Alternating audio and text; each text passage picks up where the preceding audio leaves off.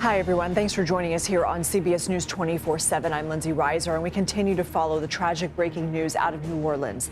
At least 10 people are dead, dozens more injured after city officials say a man intentionally drove a pickup truck into a crowd. Now, it happened on the world-famous Bourbon Street overnight as people were celebrating the new year. Officials say the man drove around barricades and hurtled down the street in a very intentional behavior before firing shots into the crowd. 2 police officers were hit by gunfire and rushed to the hospital. As you just heard Michael George say, they are in stable condition. CBS News has learned the suspect is dead, apparently shot and killed by police. The city's mayor referred to this as a likely terrorist attack, and the FBI is now saying it is investigating it as terrorism. I want to go ahead and play some of what we heard from a witness at the scene. It was traveling at a very high rate of speed, and so we were in the middle of the road and managed to run off the road onto the sidewalk and into the doorway of a building for cover. We did hear gunfire, saw police running that direction. We stayed in the alcove until the gunfire stopped, came out into the street, and came across several people who had been hit. Wanted to see what we could do to help and administer any first aid. The people we came across were unfortunately deceased. I want to bring in CBS News congressional correspondent Scott MacFarlane, who is following all this from our D.C. bureau. Scott, we did get an update from New Orleans police reiterating this happened about 3:17 a.m. Local time. 10 victims declared deceased on the scene, 35 additional victims suffering injuries. Also saying that once that vehicle came to a stop, the suspect reportedly opened fire on responding officers who returned fire. What else are you following? What are some other headlines? Yeah, as we begin the 10 a.m. hour in New Orleans, here are the latest top lines. The suspected attacker is dead, according to our latest CBS News reporting. Also, not just a vehicular attack under investigation here, but also a long gun has been recovered from the scene, which would be a different variable we haven't seen in some of the more recent vehicular attacks elsewhere in the world, including the one in Germany that was fatal on December 21st. We also know from our CBS News reporting the FBI is lead on this investigation. They typically are. In fact, they always are when there's a potential terrorism connection. The FBI takes lead on that. There was some equivocation during a morning news briefing between the mayor and an assistant special agent in charge at the FBI field office there in New Orleans about whether this was a terror-related incident. We know the FBI takes lead on potential terrorism investigations. We also can expect this is going to change some of the security planning, or at least change how the security plans are articulated for tonight's Sugar Bowl in New Orleans and next month's Super Bowl in New Orleans, but also all the many heavy pedestrian events expected across America today, this New Year's holiday, and in the coming days. Heavy pedestrian events expected, among other places, here in Washington, site of the inauguration, January 20th. I do believe we have a statement from the Sugar Bowl. We're going to put it up on the screen, and I'm going to read it at the same time as all of you.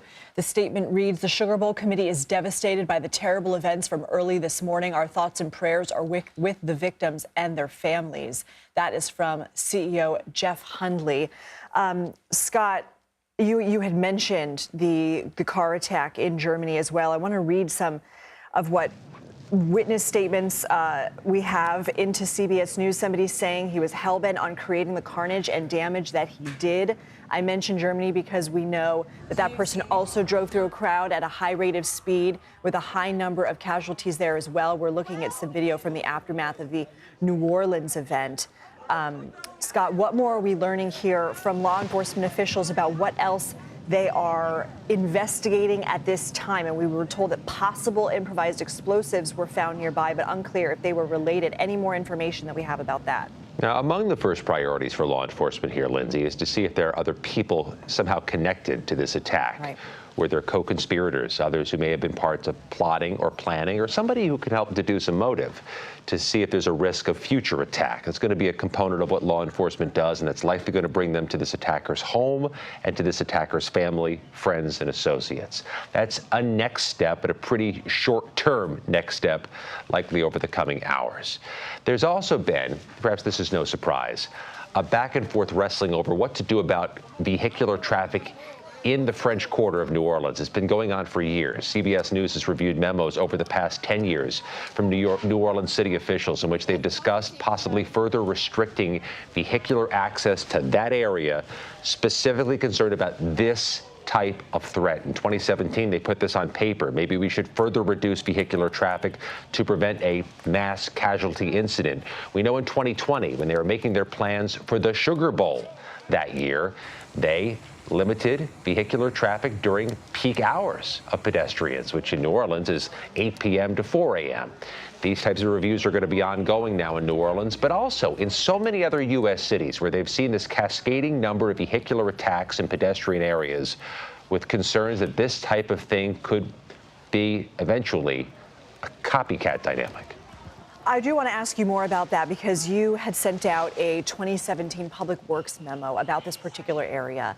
And according to what we know, this area has barricades. The suspect was able to drive around them. But what can you tell us about that 2017 memo? That's part of what the criteria is here, is that these barricades are not foolproof. They're not impenetrable, and I think we saw part of that dynamic last night. But in any American city, if you want to shut off vehicular traffic to a business district, you're going to get some concern among the businesses and the residents who want to make sure that they stay open, stay vibrant, and have a good traffic of people. So there's always going to be a push and pull when you want to just stop vehicles from coming through an area. But those of us who've spent a few decades here in Washington, D.C., become very accustomed to seeing those huge dump trucks, those sand trucks, blocking roads, blocking on-ramps during special events. And no doubt we'll see those on January 6th here in Washington, a national security event for the certification of the election, and on January 20th, when hundreds of thousands will be here on foot, on streets for the inauguration. In New Orleans, in New York last night, police always tout that they have those vehicle barriers in place to prevent just this type of thing. And though it's not new in New York to have it, they touted that security apparatus this year ahead of New Year's Eve. This is going to be a dynamic cities across America are going to have to grapple with and rethink, with the risk of copycats.